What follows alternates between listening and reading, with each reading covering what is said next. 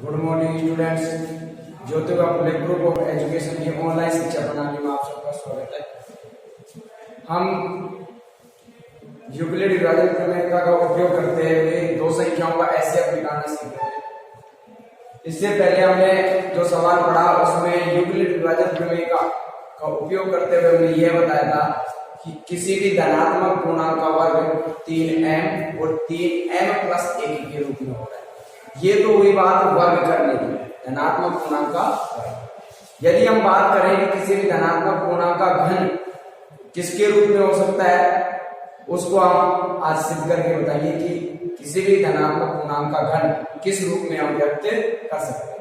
तो सबसे पहले हम लिखेंगे कि प्रश्न है हमारा पांचवा कि यूक्लिड विभाजन प्रमेय का उपयोग करते हुए दर्शाइए कि किसी भी धनात्मक पूर्णांक का घन 3m प्लस 1 9m प्लस 1 और 9m प्लस 8 के रूप में। तो मान लेते हैं, माना एक कोई धनात्मक पूर्णांक, क्या है बेटा? धनात्मक पूर्णांक।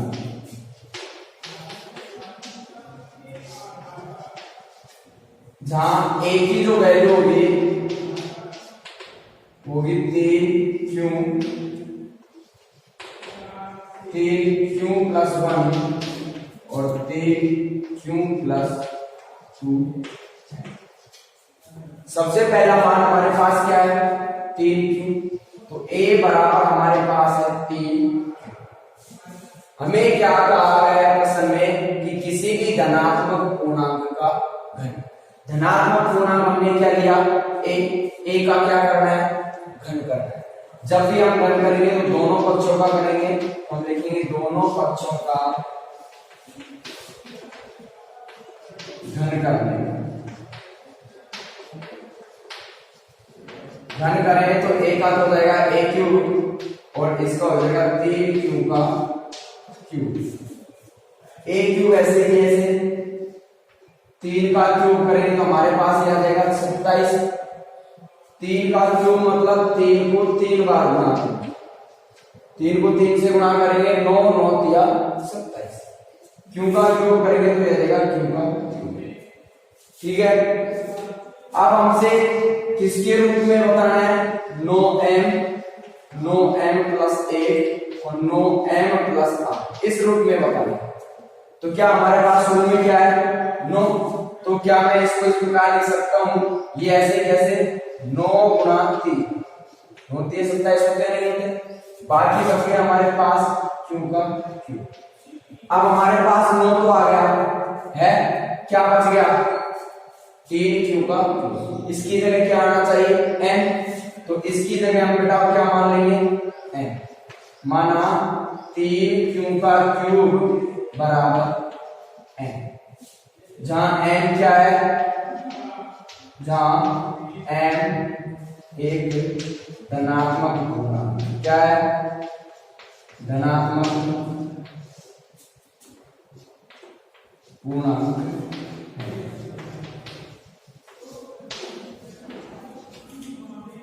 तो जहां हमने 3q क्यूब है इसकी जगह क्या लिख सकते हैं? n। तो a क्यूब बराबर 9 और इसकी जगह हमारे पास क्या रहेगा? तो पहला मान हमें ये बताना था कि किसके रूप में होता है? 9m के रूप में। तो पहला मान आ गया हमारे पास क्या? आगे हमें बताना है 9m प्लस 1 के रूप में। तो हम अगली संख्या लिख सकते हैं। अगली संख्या हमारे पास क्या है? a बराबर 3q प्लस 1। a बराबर 3q प्लस। हमें किसके रूप में बताना है? घन के रूप में। इसलिए दोनों पक्षों का क्या करेंगे? घन करेंगे। दोनों पक्षों का घन करेंगे।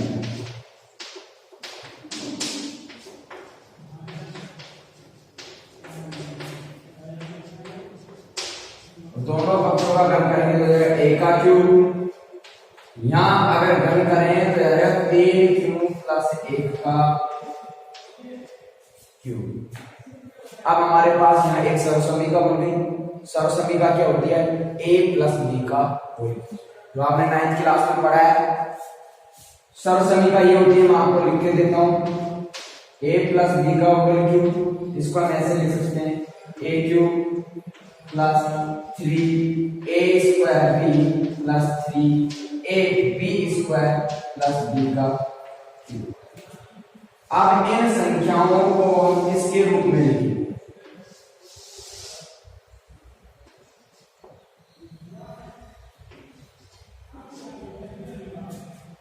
तो a क्यूब ऐसे भी ऐसे, a क्यूब के स्थान पर हमारे पास क्या है 3 क्यूब, तो इसके स्थान पर यह आ जाएगा, घात में 3 है तो 3 आ जाएगा, फिर प्लस 3 के 3, a के स्थान पर ये 3 क्यूब और इसका क्या आ जाएगा स्क्वायर गुणा b के स्थान पर क्या है, फिर प्लस 3 के 3, a के स्थान पर क्या है 3 क्यूब गुणा b, और b के स्थान पर क्या है a का स्क्वायर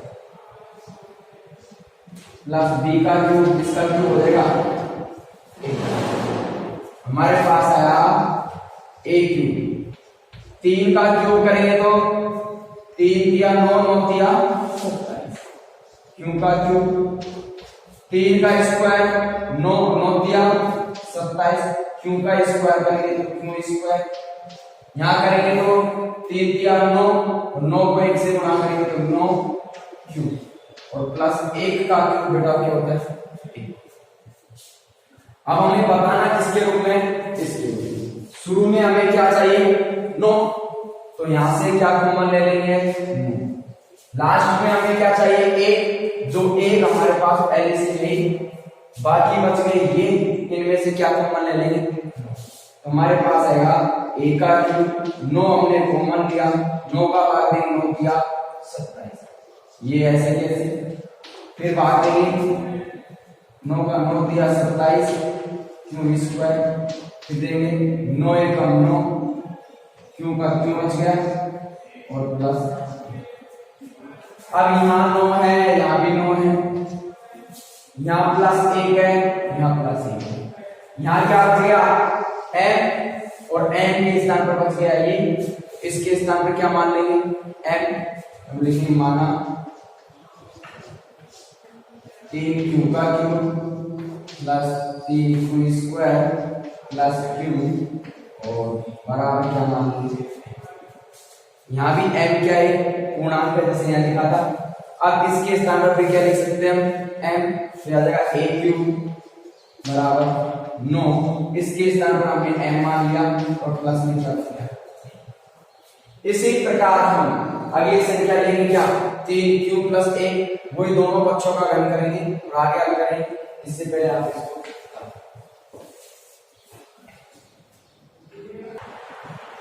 अगला धनात्मक पूर्णांक लेंगे हम a बराबर 3 क्यूब प्लस, अगला ये था दोनों पक्षों का फिर क्या करेंगे घन करेंगे, दोनों पक्षों का घन करेंगे,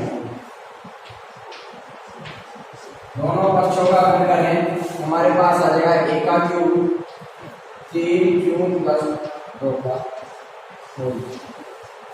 सेम उसी प्रकार उसी सरलता से इसको बोलेंगे, हमारे पास आएगा a प्लस b का whole cube, a cube plus 3a square b plus 3ab square plus b का क्यूब।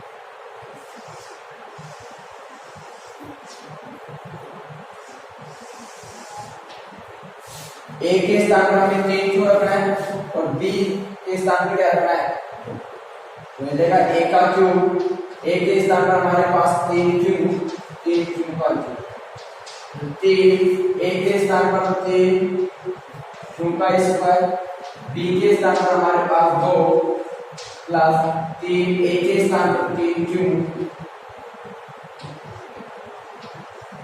b के स्थान पर हमारे पास 2 का स्क्वायर प्लस b का क्यूब, तो किसका क्यूब हो जाएगा 2। a क्यूब ऐसे कैसे 3 का क्यूब करेंगे 27 क्यों क्यूब, 3 का स्क्वायर 9 होता है 27 और 27 को 2 से गुणा करेंगे 54 और क्यू का क्या हो जाएगा 200। फिर यहाँ करेंगे 2 का स्क्वायर 4, 4 दिया 12 और 12 की 36, क्यू का 8 का 2 का क्यू करेंगे तो कितने आ जाएंगे 2 गुणा 2 गुणा 2 दूनी 4 और 4 दूनी।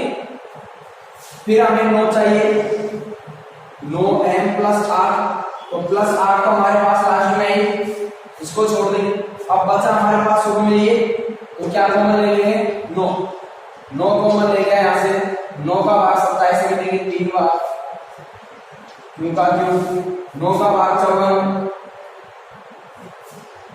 6 बार, क्यों का स्क्वायर 9 का भाग 36 में 4 बार, क्यों ऐसे इसको ऐसे कैसे छोड़ देंगे प्लस का 8 में है हमारे पास 9 आएगा, क्या बच गया n, तो इसके स्थान में क्या रख देंगे माना 3 क्यू का Q plus 6 Q square plus 4 Q और बराबर।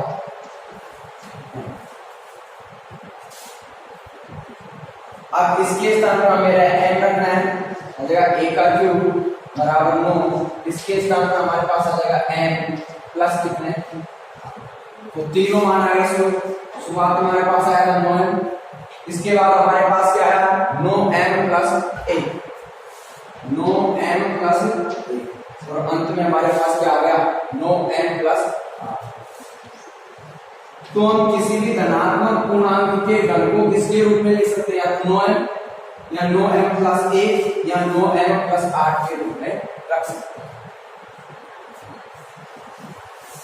अतः मिलते हैं, अतः किसी भी धनात्मक पूर्णांक के घन को किसके रूप में लिख सकते हैं हम 9m प्लस 1 और 9m प्लस 8। अंत में लिखते हैं अतः किसी भी धनात्मक पूर्णांक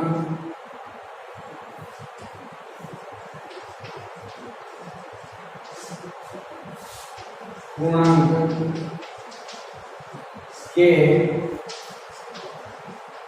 घन को 9m प्लस 1 और 9m प्लस 8 के रूप में लिख सकते हैं।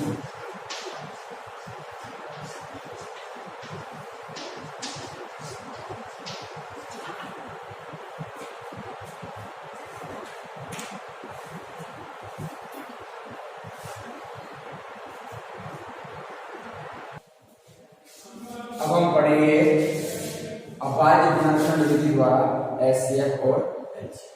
अब तक हमने पढ़ा था यूक्लिड विभाजन प्रमेय का द्वारा HCF, जिसे हम विभाजन एल्गोरिथम के नाम से जानते हैं, इसे भाग विधि भी कहते हैं, HCF ज्ञात करना। लेकिन अब जो हम पढ़ेंगे वो अभाज्य गुणनखंड विधि द्वारा HCF और LCF निकालना सीखेंगे। तो अभाज्य गुणनखंड विधि द्वारा HCF LCF, अभाज्य गुणनखंड विधि द्वारा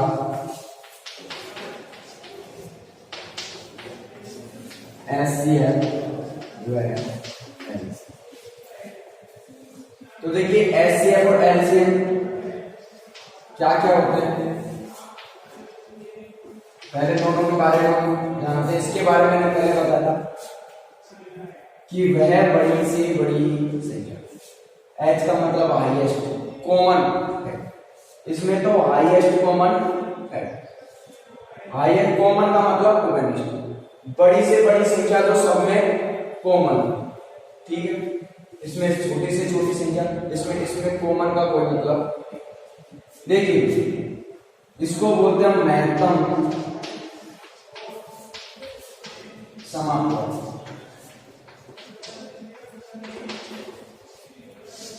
और इसको बोलते हैं लघुत्तम।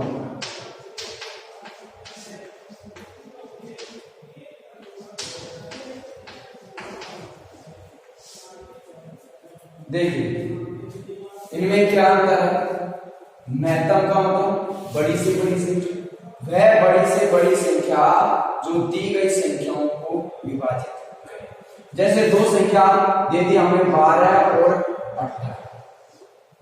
अब इनका एचसीएम क्या होगा?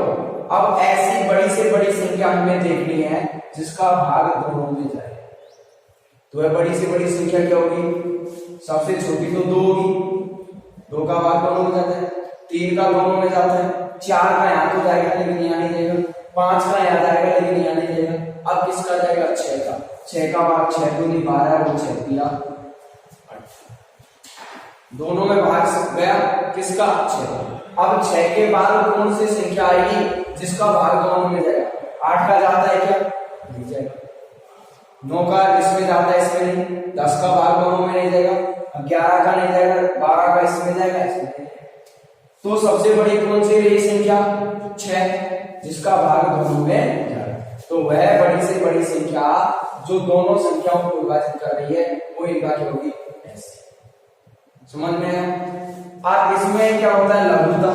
लघुत्तम का मतलब छोटी से छोटी संख्या। इसमें जो हमारे पास संख्या आएगी वो 1 आएगी, दोनों की एक संख्या।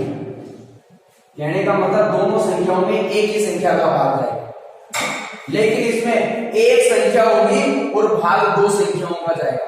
जैसे हमारे पास आया 36,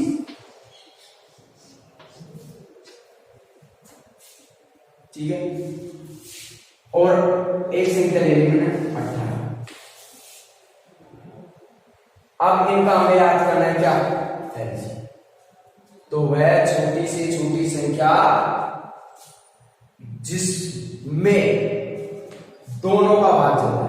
पहले तो इनमें भाग दे रहे थे, अब इन दोनों का भाग जाए। ऐसी कौन सी संख्या है जिसमें इन दोनों का भाग जाए?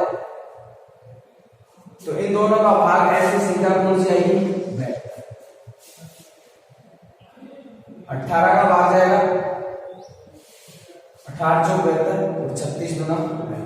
इन दोनों संख्याओं का भाग इसमें जा रहा है और यहां इन दोनों संख्याओं में भाग दे रहे हैं। यहां तो इन दोनों संख्याओं में भाग दे रहे हैं और यहां इन दोनों संख्याओं का भाग इसमें दे रहे हैं। दोनों अलग अलग तरह के हो गए, उल्टे हो गए एक दूसरे के। तो वह बड़ी से बड़ी संख्या जो दोनों संख्याओं को विभाजित करे वो तो होगी एचसीएम, और वह छोटी से छोटी संख्या जिनका भाग इस संख्या में जाए क्या होगा? एलसीएम। अब इनको कैसे याद करेंगे? सबसे पहले हम इसमें क्या करेंगे? दी गई संख्याओं का हम गुणनखंड करेंगे। क्या करेंगे? अभाज्य गुणनखंड। एक होता है हमारे पास एचसीएम। एचसीएम में क्या लिखते हैं? अभाज्य गुणनखंडों या संख्याओं में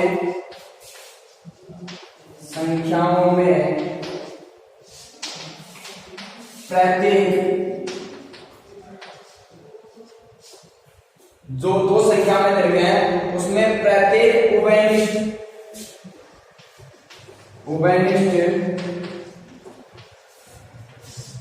गुणनखंड, उभयनिष्ठ अभाज्य गुणनखंड की सबसे छोटी घात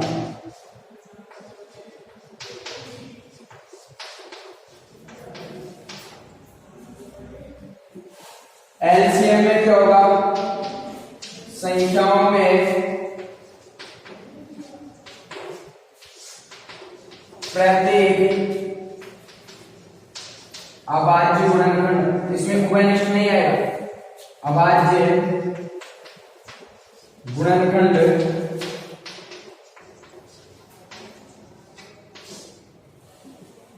की सबसे बड़ी घात।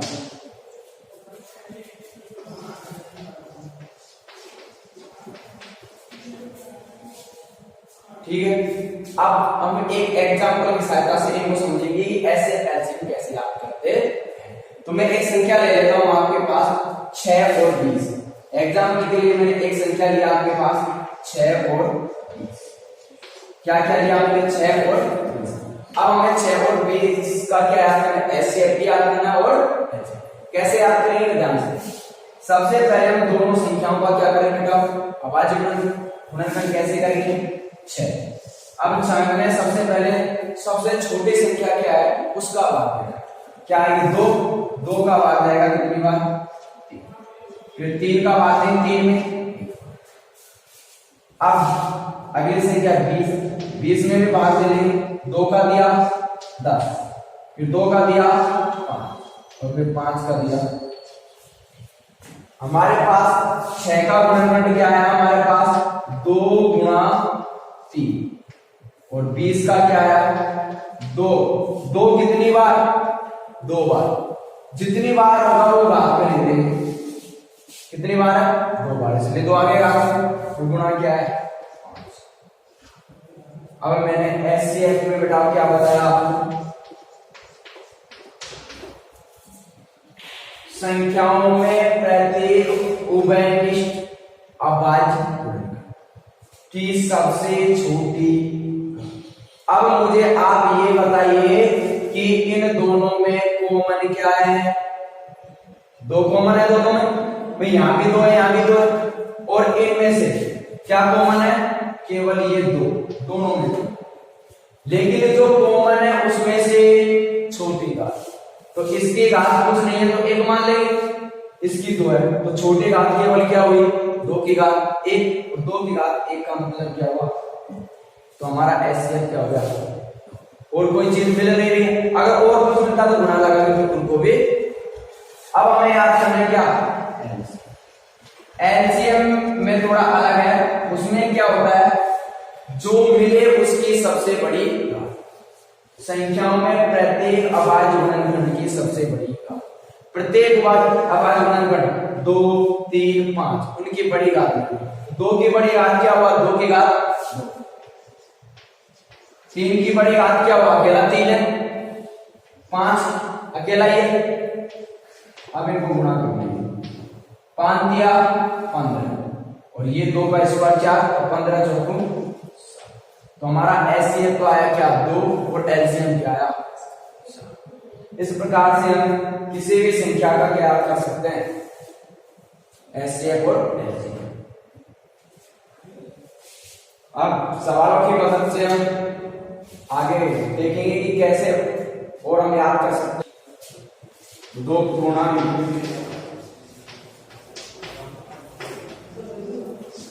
और उनके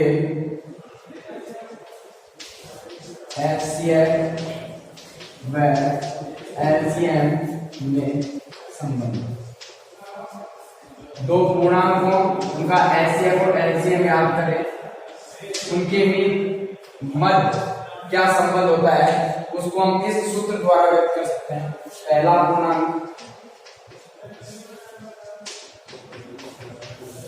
गुणा दूसरा पूर्णांक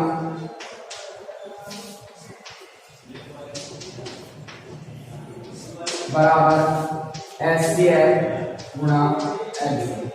मान लीजिए पहला जो पूर्णांक है उसको ए से लिखें, दूसरे पूर्णांक को बी से लिखें, तो उनका एचसीएफ और एलसीएम दोनों पूर्णांकों का गुणनफल एचसीएफ और एलसीएम के गुणनफल के हमेशा क्या होता है?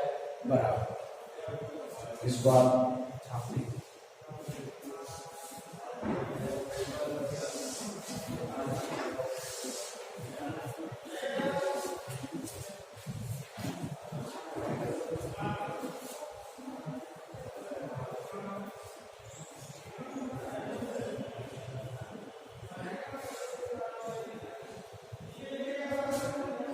एग्जाम्पल के द्वारा समझें। जैसे हमने 2 संख्या ली थी। पहली संख्या 6 और क्या ली थी? 6 और 20। अभी हमने 2 संख्या ली थी जिनमें एचसीएफ हमारा पास आया था क्या? 2 और एलसीएम हमारे पास क्या आया था? 7। इसको इस सूत्र के रूप में रखें तो क्या ऐसा सत्य है? तो देखिए हमारे पास है a गुणा b बराबर एचसीएफ गुणा एलसीएम। तो a हमारे पास क्या है? पहली संख्या 6। b हमारे पास क्या है? दूसरी संख्या 20। एचसीएफ हमारे पास क्या है? 2 और एलसीएम हमारे पास क्या है? 7। दोनों तरफ गुणा करके देखेंगे कि दोनों तरफ की संख्या समान है या नहीं 30 को 6 से गुणा करेंगे 130 और 60 को 2 से गुणा करेंगे 120। अर्थात दो संख्याओं का एचसीएफ और एलसीएम का गुणनफल उन दोनों संख्याओं के गुणनफल के क्या होता है? दो संख्याओं का एचसीएफ ज्ञात करें, एलसीएम दोनों संख्याओं को गुणा करें और उनके एचसीएफ और एलसीएम को ज्ञात करें तो दोनों सदैव क्या आते हैं? समान।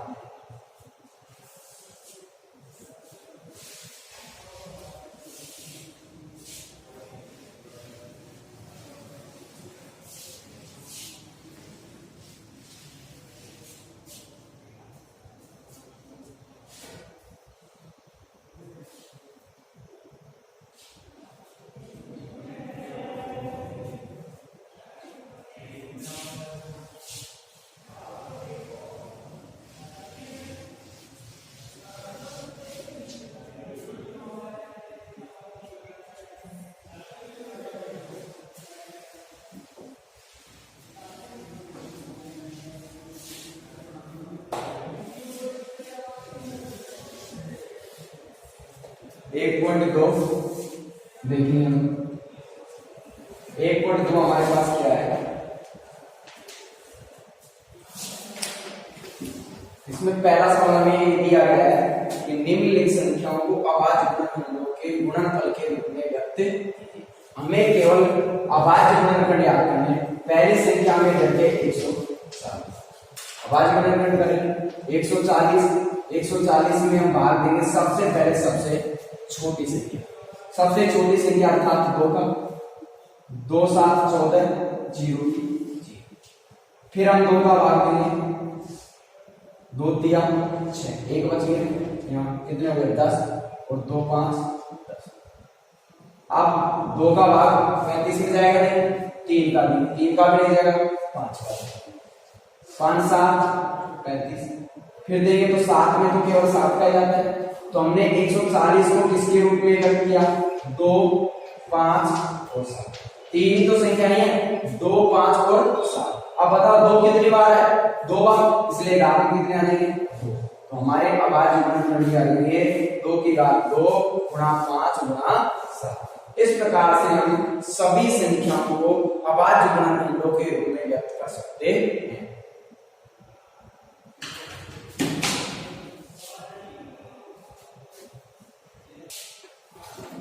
इसी प्रकार पहले का तीसरा देखेंगे। पहले का तीसरा हमारे पास 38 25। इसका गुणनखंड करें। सबसे पहले हम सबसे छोटी संख्या का भाग देंगे, सबसे छोटी संख्या का भाग देंगे। बेटा 2 का भाग जाएगा नहीं, क्योंकि लास्ट में क्या है 5।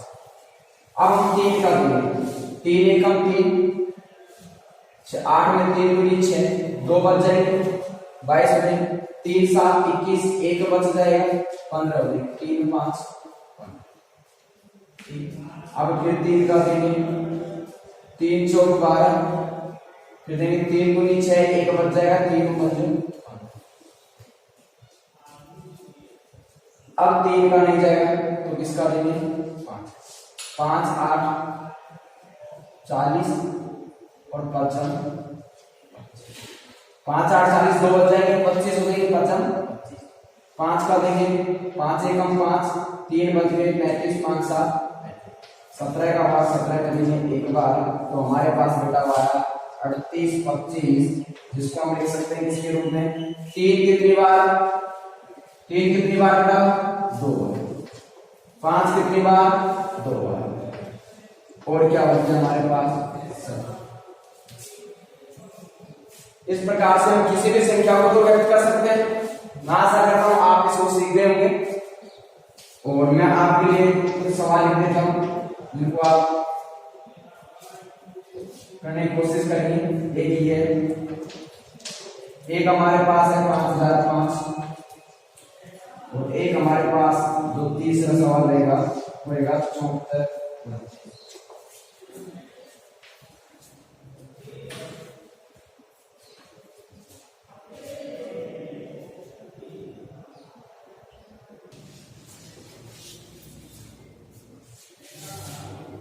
अब हम दूसरा सवाल देखेंगे। दूसरे सवाल में हमें दो संख्याओं को ऐसे ज्ञात करना है और उनके पूर्णांकों और ऐसे एलसीएम के मध्य जो संबंध था उसको हम दर्शाएंगे। तो सबसे पहले हमारे पास पहली संख्या होगी 26 और 11। 26 और